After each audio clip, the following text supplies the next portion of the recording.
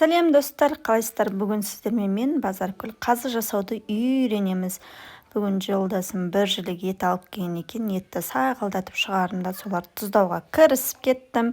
Енді еттерді сойған адам күштілеп сойған екен. Енді қазының майын алып жатырмын, бірақ сәл арықтау болып шықты. Етті жұлмалап ұнамайтын жерлерін кесіп алып тастадым да арасына тұз септім осылай.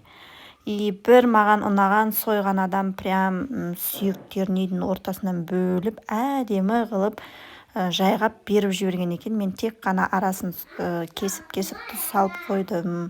Және де міне қазыға чеснок аршып турадым, перец, тұз, сәл перецім көп болып кетті. Ну ладно дедім, мен басқа амал жоқ. Тұздап, ана 2 пиязды көріп тұрсаңыздар, шек деген жіңішке болды. Соны кезек өткізіп алдым. Видеоға түспей қалыпты, бірақ ол жағы осылай шекке салып, шегімде артылып қалды, өйткені қазы толмай қалды. Оған ет салайын десем, майы жоқ екен, сәл арықтау ет болып шықты.